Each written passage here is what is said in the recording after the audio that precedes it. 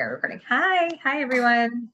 Uh, Um, can you tell us about this professorship? Because did we talk about it a little bit on the last episode? I don't know if we I did. don't think we did. I don't. I We've don't think we've I had know anything about so it. much going on. Yeah, I'm going to be, or I am officially, because the first day of classes was yesterday, teaching an undergraduate class on legal research for the University of Houston Clear Lake, which is kind of a full circle moment because it's the University of Houston campus in the neighborhood or the suburb of Houston that I grew up in, Clear Lake. And we, as even like high school students or younger, would often go to that campus for, I mean, we would study there. I was reminded from friends from high school, I posted about it on social media, and they were like, do you remember when we would study for the SATs there? And I was like, Oh whoa, wow. I'd forgotten about that. So we go to this campus, small campus, but it's a beautiful one to study. There's like a theater venue, so sometimes to like go to shows. Anyway, they have a cool program for undergrads in their business school who are interested in legal studies to like concentrate on that. And one of the courses offered is legal research. So I'm teaching it. It's an asynchronous online class. So Got so it. I don't have to like teach in person, which is nice. I might do some video Zoom sessions. And then I have to have office hours. I was able to, only one student showed up to my office hours. However, it's the second day of class, and I had like a tech issue that prevented some of my course stuff from being published. So I spent like a little while today trying to troubleshoot that. But yeah, one Yeah. student showed up. She was lovely. And I'm kind of excited. I got a lot of emails from students. So I feel like this is a very engaged group. Like, I don't remember ever, I don't feel like I ever really contacted professors when I was in college. I would only contact professors to say I needed more time on something. Right. I don't Exactly. think I must have gone to office hours for something. I know my honors thesis, history thesis senior year, I was in touch with my professor because the subject that I chose to write about, when I think about it now, I know why I did, but I kind of made it harder for myself than if I had just wanted to like, let's just like phone it in or do something that's going to be like relatively easy, and get on with it. I could have done I maybe I should have done that because I don't know. I remember I was writing about the Asian American movement, which is basically like a offshoot of the civil rights movement. So basically, when Asian people from the diaspora were kind of banding together to advocate for their own equal treatment and against discrimination.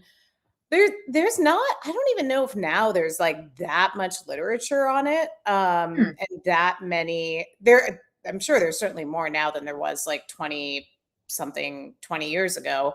But yeah, I got like halfway into it, halfway through I don't know if it was a semester or a full year, and I was like, I should have picked a different topic. Like, this is not, I don't think this is going to pan out the way I want it to.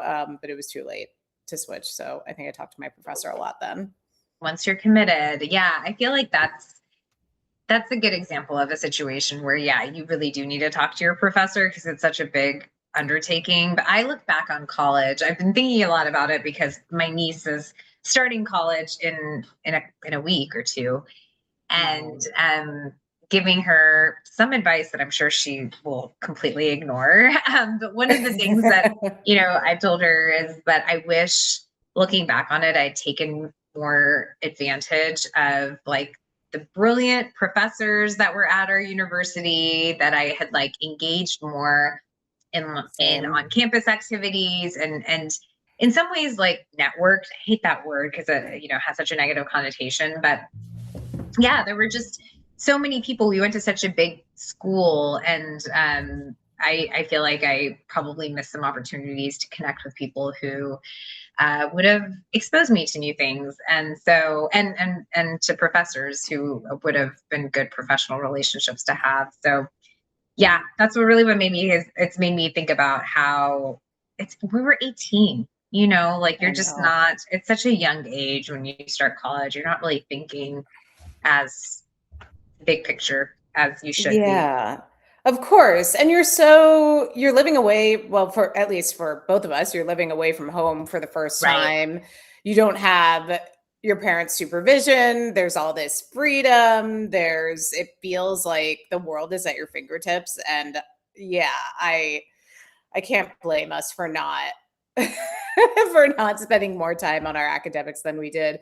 But yeah, Nick Hill and I often talk about how we'd love to go back to, like, if we could go back to college now to Cornell. And I don't know, they should have some kind of adult extension, like 2 week or 3 week program or something like that. I Although think I feel like they do. they I mean, do. there are a lot of these like executive certificates. I don't know if they're on campus though, but I know they have a lot of online certification types of classes and things But that you not can take. even for certification, just to go and take a class in something like Mm. just for the joy of learning. Like take a class in 18th century Italian tapestry, let's say. And you have So like a specific. yeah, and you have like a roster of things you can choose from, and I don't know, maybe you pick like two different subjects, and you have like a morning thing and an afternoon thing, and then at the end of the 2 weeks, you get maybe you get like a what do you call it, like a token certificate, just to be like you completed summer school, Cornell summer school. Some I mean, it would Cornell Summer turn School. into yeah, it would turn into like a binge drinking, like party, But atmosphere. you're imagining this on campus. I'm imagining it on campus. Okay. Exactly. Yeah, that would be fun. I mean, if everyone could get away from their lives and their jobs and their families for a I week or know. two, that would be fun. It's been so long since I've been back to campus. I know. I know. Yeah, probably the last time I was there was when we went for our 5-year reunion. Yeah. That was the last time I was there. So that was Same. 2010. So My gosh. a long time ago. Also, I like Mm. this sweater that you're wearing. It's very colorful. It's actually a shirt. It's like a t-shirt blouse type thing. And I Huh. got it in the first time I went to Bangkok in I want to say it was like 2014 at one of they had so many cool sort of I don't want to call it a flea market because the merchandise was new, but like these open air, just like many different clothing and accessory vendors. And yeah, I got it. I got it from there. So cute.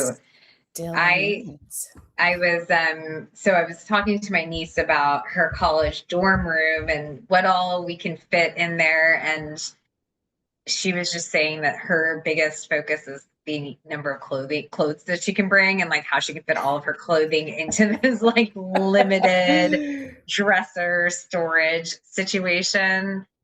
And yeah, I don't remember being that concerned about clothing when I was in college. I was going to school in upstate New York, living in Texas. So I also didn't have a great Yeah, concept of what people would even wear.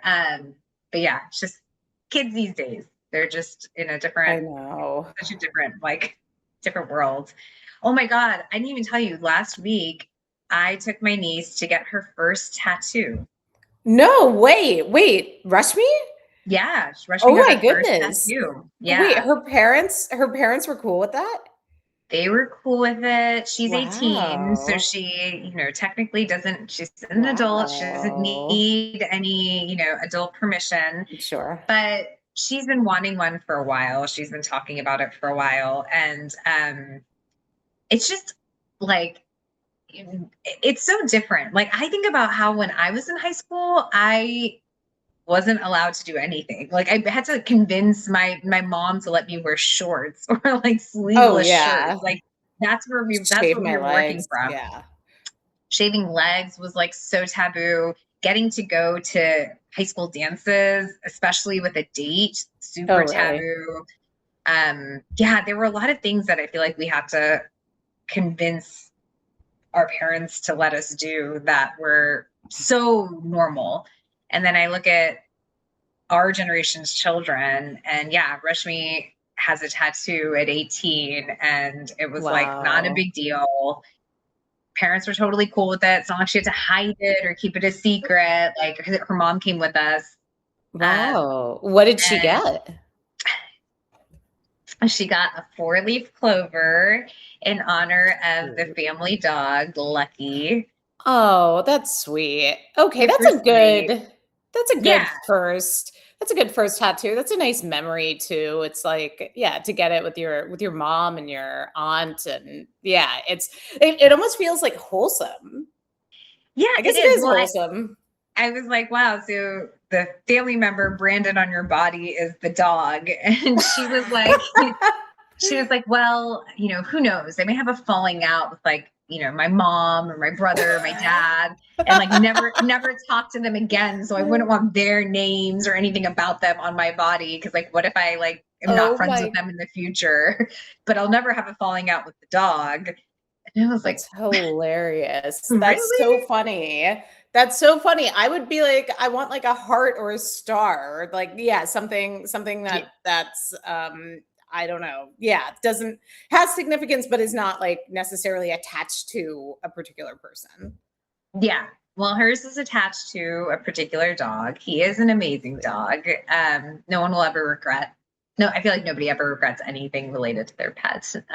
So True. Good point. yeah. Yeah. So I think she will forever love it. But yeah, it was cool. It was a little, I shouldn't say nerve wracking, but like tattoos are obviously permanent, and it can take a little while before you kind of know, like trying to finalize the design that you want can feel like a big decision. Where do I Oh want it? yeah. Placement is a really big issue. Uh, but hers is overall really small and cute, and it's on the inside of her ankle. So I think it's a good one. I think she'll be happy with it. Yeah, that seems like something that will age well and that she's never going to look down at that and be like, "Oh god, I wish I hadn't gotten that." Exactly. Exactly. It's a good idea.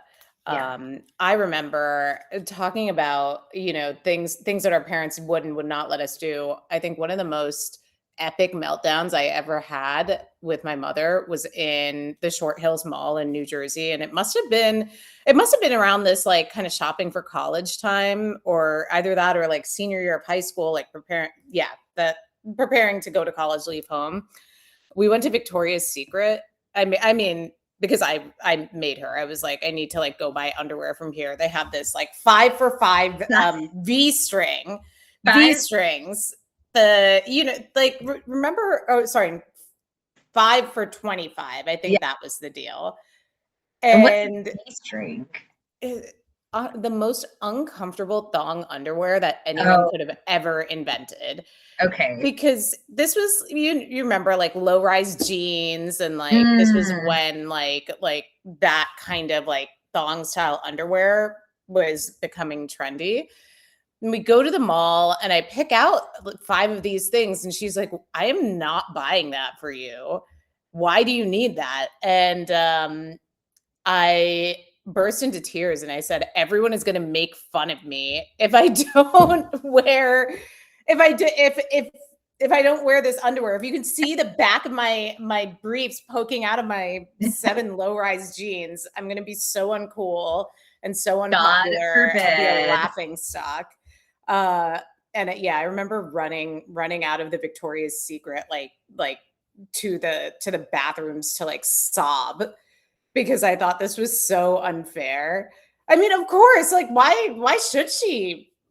But like I don't know. I had a job at that time. I should have used that money to get this underwear that's also literally the most uncomfortable thing that could have ever been made for a Yeah. woman or anyone to wear. I mean, it's this like just horrible. It's so obvious that a man designed that merchandise, but yeah, that was the hill I chose to die on that day. I mean, 5 for 25 tells you a lot, right? It's just like, oh my goodness, we're Yeah. selling it in packages. But yeah, I don't think I ever I don't know. I don't really remember going shopping with my mom before college. Like I think a lot about that. Like because we were in Houston and then I was moving to Ithaca, obviously I needed to get a whole like new lot of winter wear. And like I don't remember, like I'm sure I had some kind of coat. I'm sure I had winter boots of some kind, but I really don't remember what they were. I have a feeling I had Skechers winter shoes. Like they weren't even boots, but they Oh my were like big, cloggy, ugly, uncomfortable shoes. And I hated them so No. much that I think instead of wearing them, just refused to go to class. I was like, I just, I can't walk in the Yeah. snow, in the ice in these ridiculous shoes. I'm just going to stay in my dorm room and miss Yeah. class and everything will be fine. And everything wasn't fine. I didn't do well freshman year grades wise, but yeah, it was just such a different environment that I really did not have the right gear for it. But I mean, you didn't have V-string underwear, so we both went to college pretty unprepared for what we That's were true. going to face. Well, no, I mean, she caved. I got the B strings Oh, eventually. huzzah. I mean, what is she, what could she do? Her only daughter making this scene. I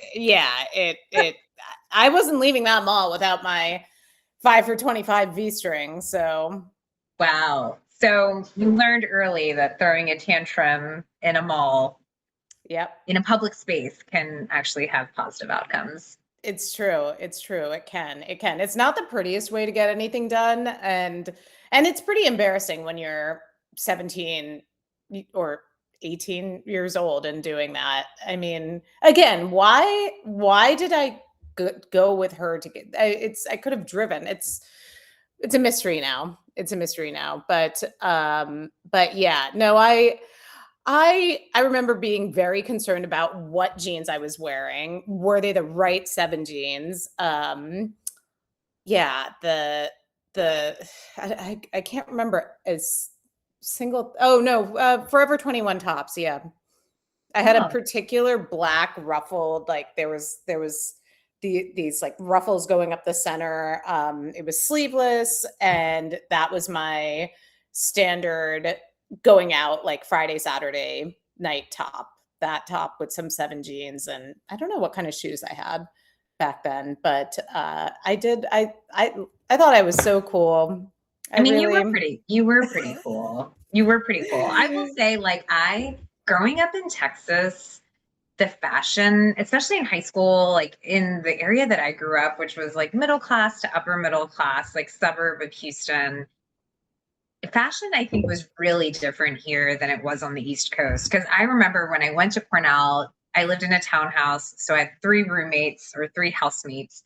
2 of the girls were from New York. And yeah, I remember when I walked in, they had unpacked their clothes. They had so many pairs of designer jeans. They had UGG boots. They had, just like a lot of things that I hadn't even heard of. Because in Houston back then, I feel like people who were well dressed in high school were wearing Forever 21, maybe like Limited 2, maybe Express, but there was not a concept of 7 jeans, like absolutely not. At least as far as I know, even like the popular kids in high school weren't wearing that kind of designer stuff. So it was eye-opening for me to move to the East Coast and see like how different the fashion world was there. And then for me to just continue to wear Skechers and apparently reject all things fashion. Honestly, and I'm sure you're probably better for it. I mean, none of those jeans from that time were timeless enough that I own a single pair now, even if I had the same body as I did then. It just would like it was an era, it was a moment in time, and a lot of denim was charged on the Capital One that my parents were paying. I'm sure that every month they were like, what is this? Like, what on earth is she doing there? She's just going to downtown. The one store in downtown Ithaca that sold anything remotely fashionable. Oh yeah, there was that one store. I forgot what it's called. Mm-hmm. I know. I totally forgot what it was called too. If we ask Arthi, she would probably know. But yeah, Wow. I mean, yeah, it's the middle, past the middle of August. We're in that fully back to school We're in the back to season. school. We're at an age where people of our generation, it's crazy because we're at this age where, like, my brother, I have family whose kids are going to college. And then I also have friends who have infants. And so it's like, this range where there's Huge some spread. people we know who had kids in their late 20s that have teenagers, and then others who are in the process of, like, raising their kids. I feel like that's a good segue. It is a good segue. It I didn't is. intend It's for like it you to be, planned but it. all right. So we are going to talk about your recent Substack post. Do we call it Yeah. a blog post? I don't know what it's I called. kind of, well, yeah, like post newsletter. I like to think of it as blogging because I blogging, I guess, has less rules than, like, I certainly wouldn't call it an article. It's not Mhm. that. I think I somewhere maybe on social media I called it an essay. It's really more of a blog post. I don't know. There's something, the thing I like about Substack is that it does feel very like Web 1.0 sometimes, where you can just like, here's a picture, here's like a whole block of text, here's like a kind of, zany caption or whatever. You can put video, and it's sort of like you can kind of make it whatever you want it to be. So yes, I feel good about We'll calling call it it. we'll call it a blog. Yeah. So yeah, your blog post, and it's called "What to Expect When You Hope to Be Expecting." Great title. And it's basically what you wish you knew before you went into IVF. Yes. Yes. And here's the thing. I will say, I don't know that I would have done anything differently had I known what the effects would be on every, on me holistically as a human being. If someone had said, "Hey, listen, yeah, you're gonna go through these treatments, and it could be successful. It could also not, and you could feel like a completely different person for months after the injections, months after your egg retrieval, and you may not know why, or you could be totally fine. We don't really know. Everyone reacts to it differently. It's very hard to tell. It depends a lot on the medication protocol that you are given, that your doctor decides that you should take.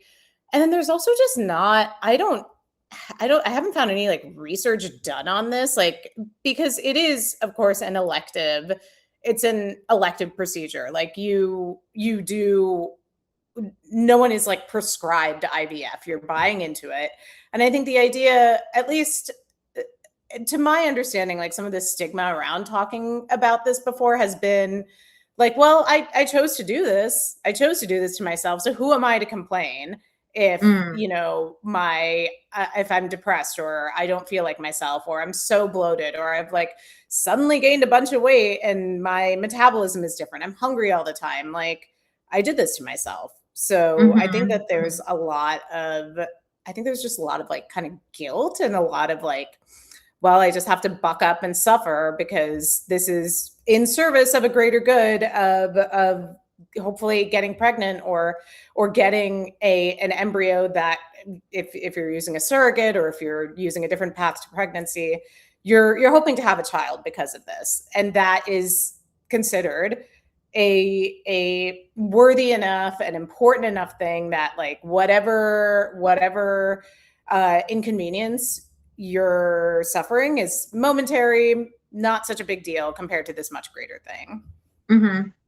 And I guess thinking about that, like, so often women, you're right. Like, you think, okay, I chose to do this. And part of it is like, I shouldn't say that, we all know pregnancy is really hard, right? So this is like what the first step in, hopefully, a chain of things that will lead to pregnancy, to delivery. And so it's just a lot on women's bodies. But A lot. the reason why I really liked, there's so many reasons why I liked your blog, your essay on this, but I just feel like a lot of times women don't talk about the challenges, especially, spoiler alert, like a lot of times, like women talk about this when they get pregnant and they say, hey, I Yes. got pregnant, but it was a really difficult journey. And, again, spoiler alert, like your essay ends with you saying that right now it didn't work for you and you aren't sure if you want to do it again. Yeah. And that's like such a real and raw perspective. And I feel like a lot of times we don't hear about it that much because people wait to share only kind of after, at least share Mhm. publicly only after it's been successful. But you're right, like it is such a difficult thing on a woman's body, and it's something that we should talk about more and that we shouldn't feel guilt or shame for voicing. Like, yeah, it is Yeah. difficult. And yeah, you chose to do it. And it's okay to choose to do difficult things and still, you know, voice that it's difficult. Right. Because I think that two things can be true, that IVF is a miracle of modern medicine. Like, it's incredible that this technology exists, that so many babies have been born because of this, that people who Mhm. may not have been able to have children, 15, 20, 30 years ago are able to now either get pregnant later in life or get pregnant despite having different underlying conditions, get pregnant despite having genetic conditions that would have made a natural conception a lot harder. But at the same time, because these fertility clinics are, either, if you're going through insurance, well, then insurance is paying a lot of money to the fertility clinic. If you're going out of pocket, you are paying a lot of money to the fertility clinic. They are like minting money. So every time, in California, at least the practices that I'm familiar with, they're all around like $25,000, like all in per round, includes the drugs, that includes the egg retrieval. It includes some amount of genetic testing and embryo freezing. But that's a lot of money. It's insane. Absolutely. It's insane how much it costs. And whether insurance is covering it or you're going out of pocket, like, to hear people once or twice is a lot, four times is a lot. Like, all of it is. I talked to someone who, I think she said she went through 12 rounds of IVF Oh my before God. having a child. And I mean, to say nothing of the financial toll, everyone's situation is different. I'm certainly not judging. And I do think that, if your heart is set on doing this and doing this thing, and it is somewhat of a numbers game, especially after the age of 40. And there's a really great New York Magazine article about this. It's $250,000, 11 rounds of IVF, and still no baby, that Mm. I'll link to in the show notes, where that basically talks about how women over 40 are being sold this promise of, you can be like Natalie Portman or Anne Hathaway or Hilary Swank. Like, you can be older than, the average, and in the prime of your life, and you can get pregnant, and it can happen. And sure, it can, but the odds of it happening, the odds of it also happening with your own egg as opposed to a donor egg, like, we don't know.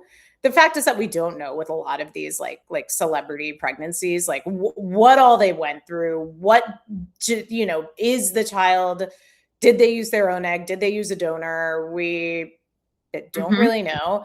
And these fertility clinics will, like, some there are some states that have laws about how, like, the age, maybe after like 45 is kind of like the cutoff for uh a woman to be able to use her own eggs to get pregnant, or like basically to prevent these clinics from saying, like, all right, we'll just keep trying, and like sort of taking someone at their most vulnerable and saying, give us another shot. Maybe we'll get more embryos this time. Maybe they will test genetically normal. Maybe it's like playing the slots. Like, yeah, you Right. could you could hit a jackpot. You could also just lose a lot of money and walk away feeling really despondent. So I'm not like blaming I'm not blaming the fertility clinics. And, I have experience with firsthand experience with two different medical practices in Los Angeles that were both at the end of the day, like ultimately kind of the same. I felt like a number.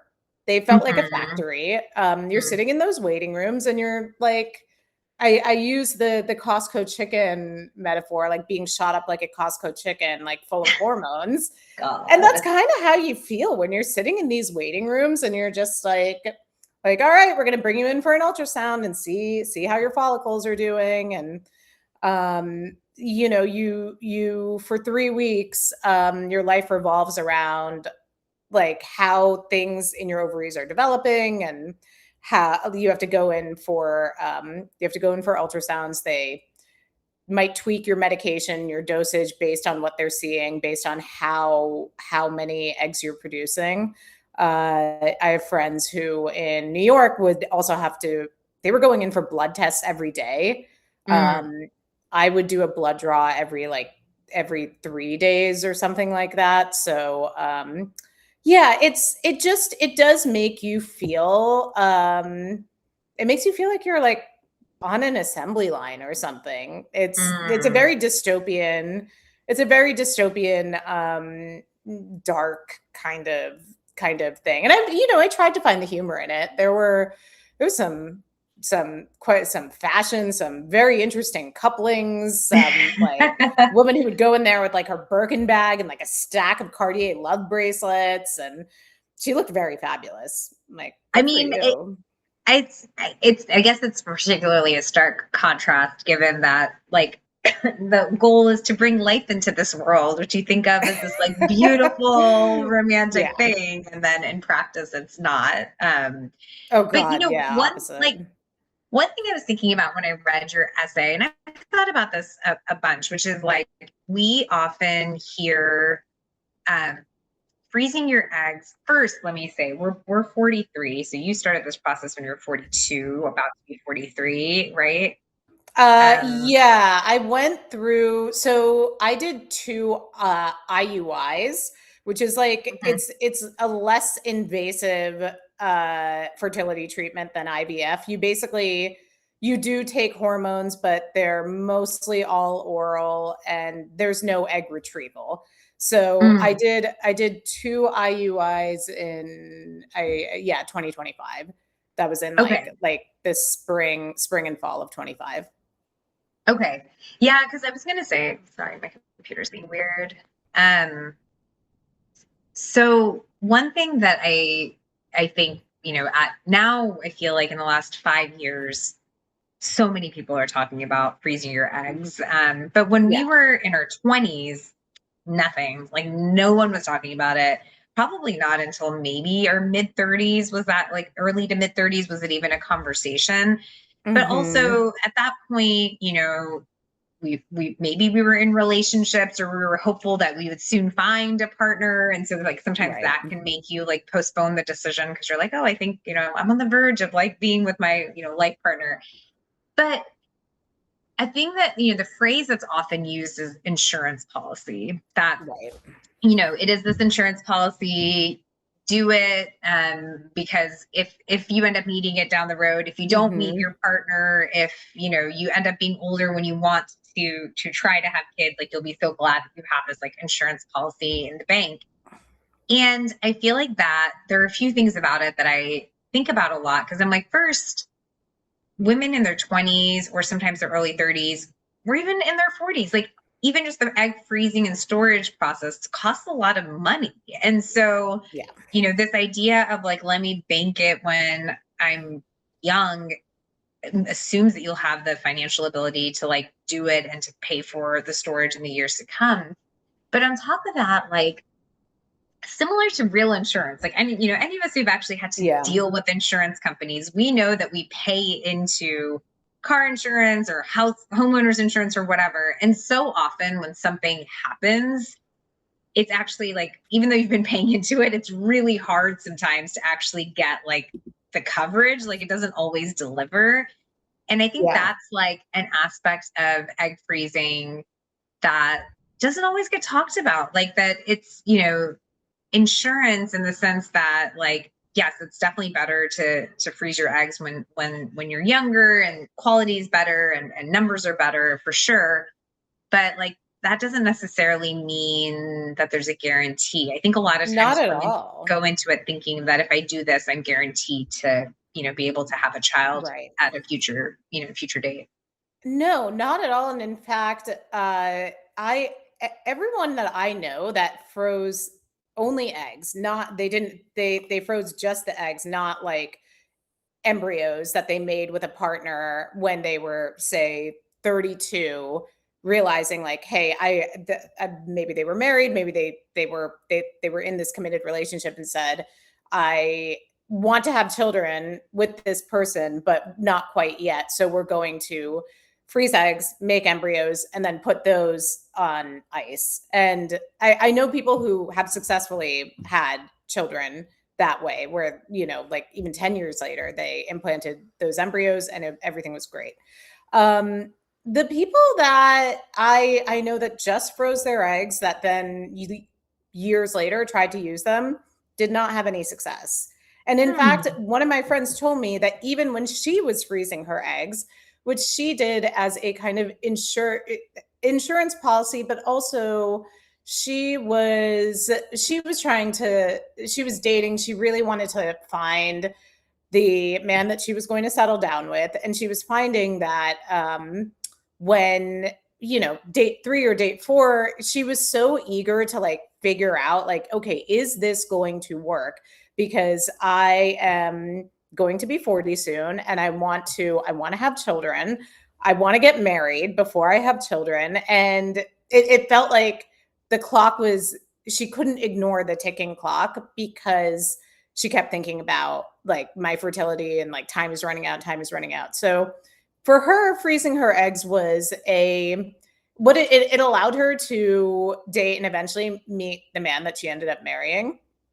And they now have a baby that was born without the use of she got pregnant Hmm. naturally. It turned out that none of the eggs were viable. Mm. And she's sort of like, you know what, it's fine. What it did for me was it gave me the mental freedom to be able to like sort of relax and not be like thinking 8 steps ahead when I was on date number 3. But she said that her doctor, when she was going through the egg freezing process, was like, yeah, most women don't end up using them anyway. Can you imagine? You're injecting yourself nightly with all these drugs and going like, you're bloated and cranky and like, they'll tell Hmm. you like, oh, it kind of feels like, like you're about to get your period. You feel kind of PMSy and like irritable. All of that is true, but I mean truly, like the brain fog that I experienced that lasted like for months, and I can't pin it on one specific thing, but I can tell you that I've never felt anything like that aside from the time, even last year when I was doing the less invasive treatments, but still with oral hormones, like that fucked me up too. The whole the whole thing, like they just don't, I don't know, it's not in their best interest to tell you, or it's just not documented in such a way that like it's like, how do you define feeling bad or feeling not like Right. yourself? Like there's really no, yeah, there's no like strict definition. Right. There's So not going to be what are this they like going to tell you? empirical evidence kind of like, Right. okay, we have these 5 things that happen to you when you go through this, when really it's just Exactly. that you feel off. Yeah. Yeah, a friend recently was telling me, and I thought this was an interesting description, how when you're going through IVF, because it's such an all encompassing, physically, mentally, emotionally kind of exhausting experience, she was saying after multiple rounds, especially if like you weren't, let's say from age 12, like hell bent on having kids, like if this is, a Yeah. decision you reach later in life that you want to try, she was saying how it's so hard because you just constantly like don't really know how you truly feel. So she was saying Yeah. at some point she was wondering, do I want to stop IVF because it's not working, or is it that I really don't want to have kids this badly? Hmm. Alternatively, am I continuing to do rounds of IVF because I actually want kids, or because I don't want to like accept, a disappointment, that I Right. want to kind of like keep going until I get the final result. And so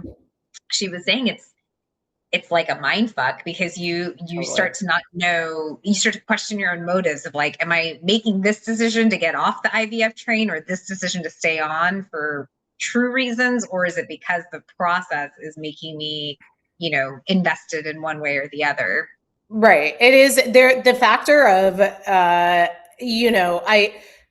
you want something more once you realize how hard it is to get. Together. So Hmm. once you're sort of you try once and you're told no, and then you're like, well, I want to try again. You're saying like people have more success on the second time. Okay, well, I have to try again. I'd be stupid not to. And you're telling me that I should do it as soon as possible after my body recovers, which it's basically like 1 month, one cycle, because I still have hormones in my system that are going to help me produce more eggs in addition to the new hormones that we're going to pump in.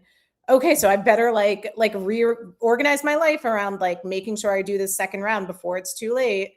And yeah, it's really it really messes with your head.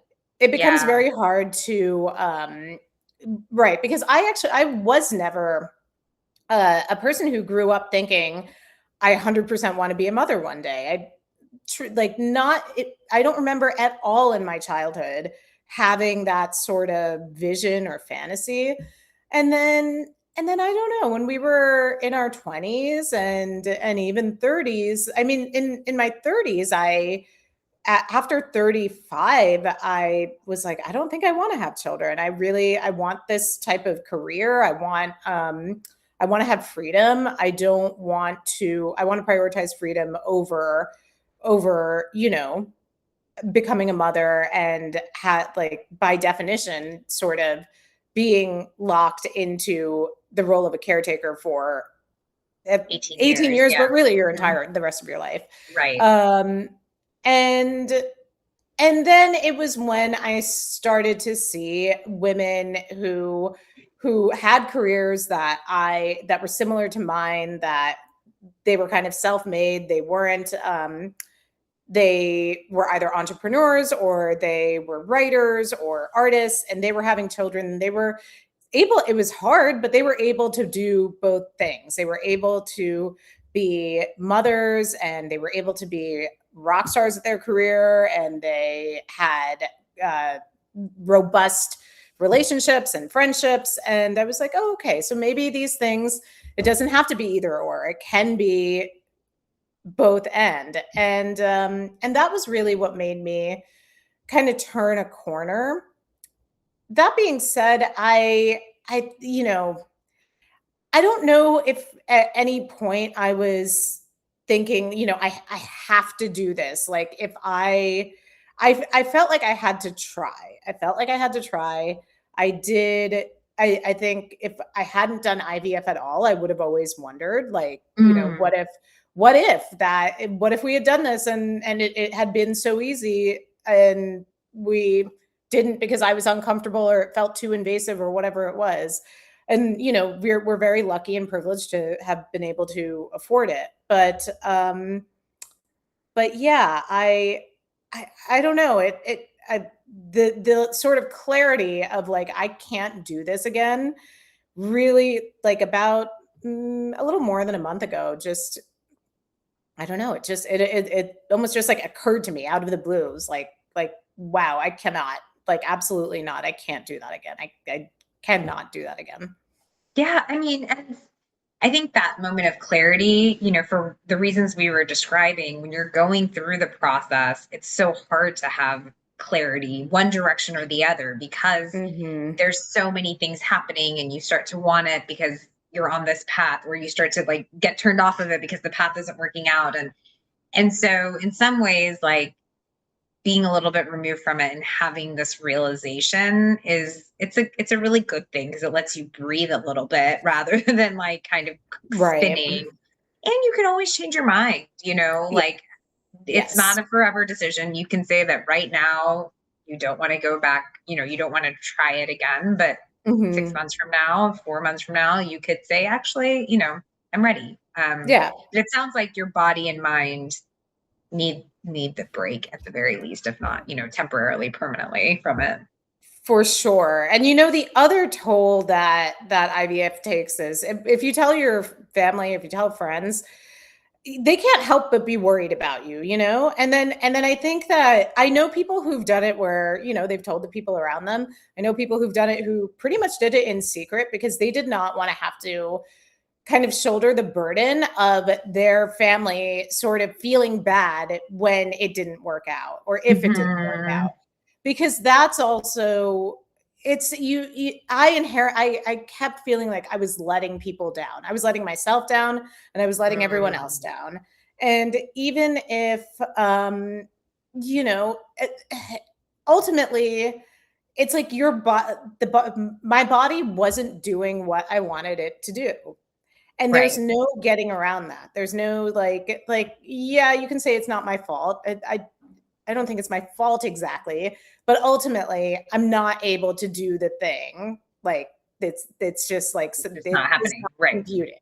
So what else can how and especially someone after who's got their hormones are out of whack. Everything is like sort of like all the levers are pushed in the wrong direction and it's very easy to feel like oh I'm like a failure. I've failed at this thing, trying by definition, like trying to get pregnant. And then when you don't get pregnant, you feel like, okay, I tried and I failed and I'm trying again and I'm failing again. And so I think that really that toll and then like talking with family and friends and people about it when you're in it Yeah. just sucks because no one, I mean, there are some people who if you want the stories of like, hey, listen, keep at it. I did it X amount of times and then, it finally worked or you can there are those stories, they're all over the internet. Yeah. Hopefully if you I hope no one finds themselves in this position because it does feel very lonely and isolating and you And it's know hard to talk. I feel like, you want to share with family or friends because you're close to them and you want to yeah keep them in the loop about big things happening in your life. But at the same time, when you put something out there, then you know that there are going to be questions about it. Like, oh, how is that yeah going, by the way? And then it can be like while you're going through it, re-traumatizing might be too strong of a word, but like having to constantly yeah share, yes that yes like, oh yes, it didn't work, or things, they're asking well intentioned, but it can just be really exhausting to have to it continuously or is repeatedly share news that you're not happy about. total yes I that part of it all was a big toll on me too. uh yeah, look, I mean, I think that we had talked about what advice I would give to people who have friends or family that are going through IVF that haven't, done it themselves. Like what would I say? I would say just to give, if someone in your life is going through this and you have made plans with them or you guys are supposed to go out to dinner that day they say, hey, I can't do it, I have to cancel, or if they just don't seem like themselves, if they are flakier, if they are not the friend or person in your life that they typically are, like please just give them grace and be like, you know what, like all good, you're going through a lot right now, it is okay, it's okay, Hmm. it's not personal, it's not you. It's just that sometimes, like, you're like, okay, none of my pants fit, and I have to be at home at 9 p.m. to take a shot of Follistim, and I don't feel like, or I think there was a time where I did go to some dinner, but then I left early, and like I would get like really tired easily. I don't know. I felt like I wasn't a great friend or the most present person, but I was also just trying to do the best that I could. Mm, Yeah, and I yeah, think that's that's really all. good advice because Yeah. I know it's one of those things as someone who hasn't gone through it but knows many women who have. I definitely have heard, and you shared this before, how valuable it is for women who are going through it to connect with other women who've gone through it, because like there can be, really just specific experiences and questions that the experience that the process, creates, Yeah. that it's helpful to ask someone who's been there, done that. But it is a weird place, if you haven't done that, because like you said, it affects your body so much, it affects your mind so much, and it can be hard to know how to support. But Mhm. that's, giving people grace is always a good thing, regardless of what they're going through. But certainly if they're going through this, it sounds like, that's just, we just need to like do it. It Yeah. just needs to be built into the way that we interact with women who are going through this process. Totally. It's just, the idea that like we're expected to go through our fulfill all of our responsibilities at work and at home while this very destabilizing thing is happening.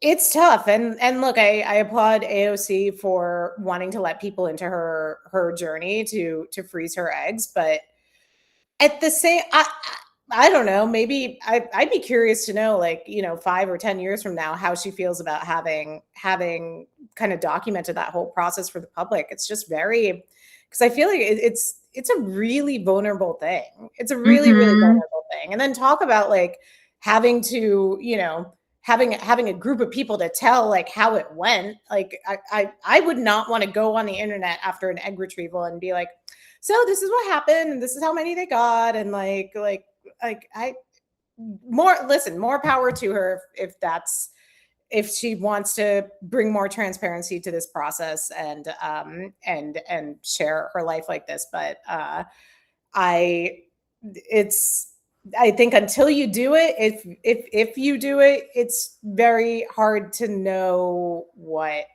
it's like and how it's going to affect you. Yeah. I mean, and I think it's important that the conversation keep occurring, right? Because this is, Yes.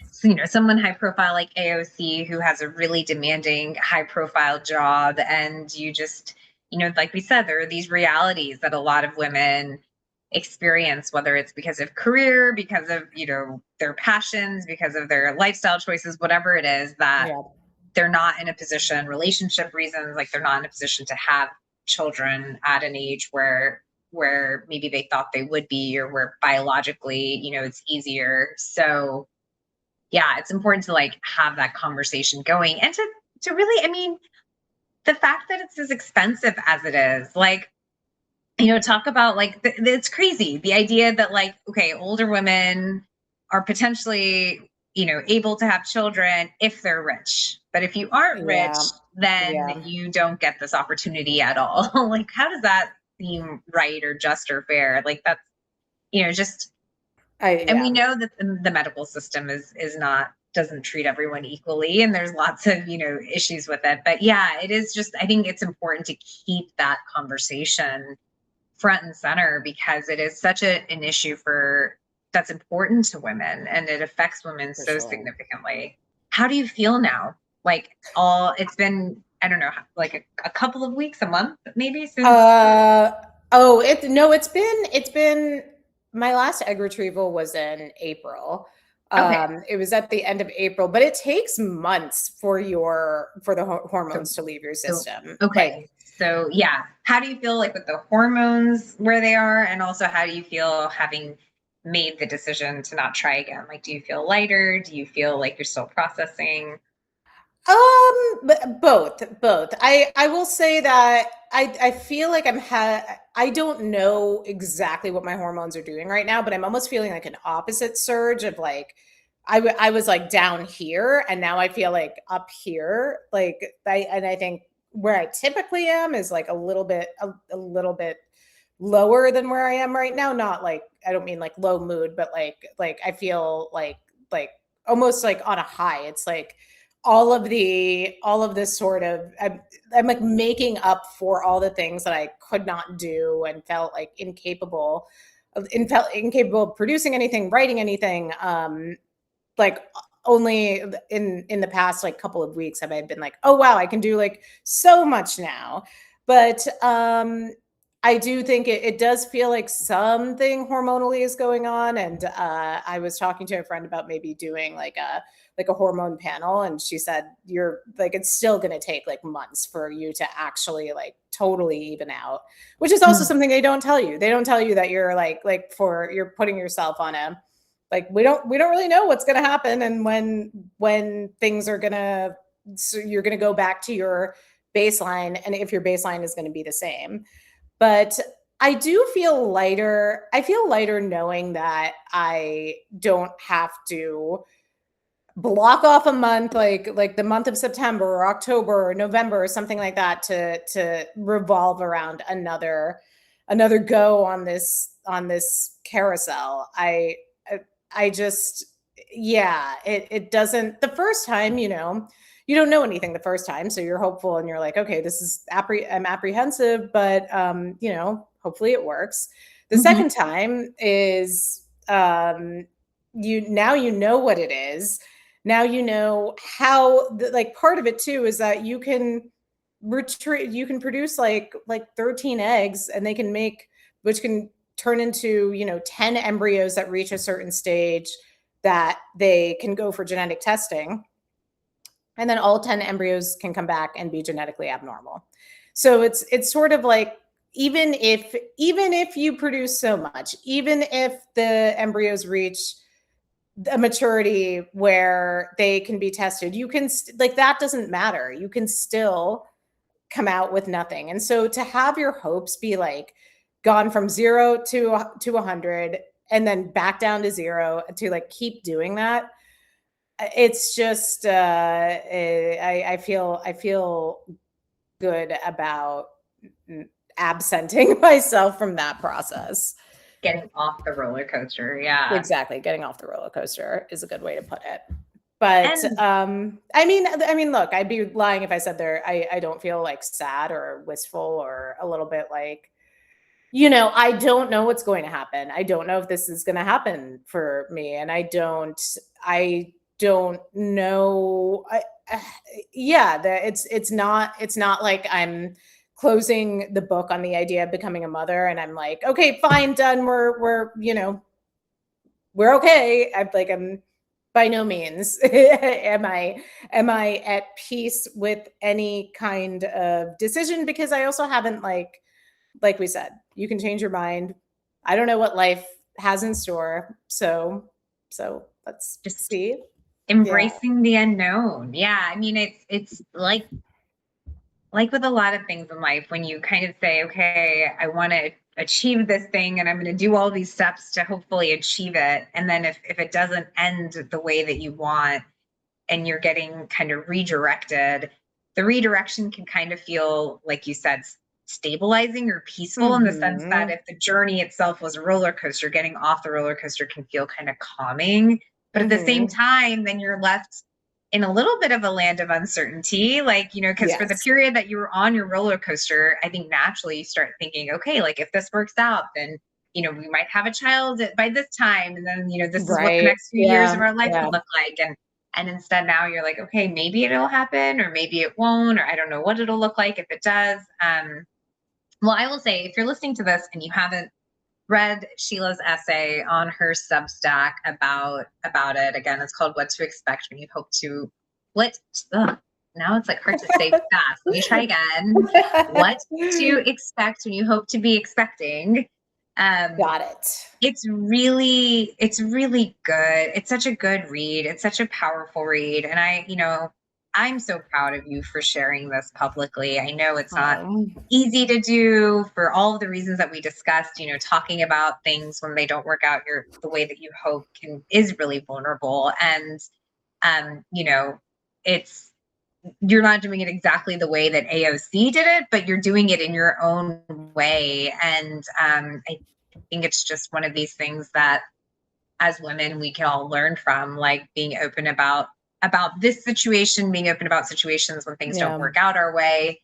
And also just kind of neither of us are doctors, neither of us are fertility specialists, so everyone, I feel like a takeaway is to like do your research and like talk to people and like recognize that not everything is a guarantee. And I think sometimes in the messaging, some of that gets lost. Sometimes in the sharing of good news, um, Yes, that's kind of can true. get the impression that there's always a happy ending, that the difficulties Yeah. always pay off. Right. So yeah, so I'm so glad that you shared this.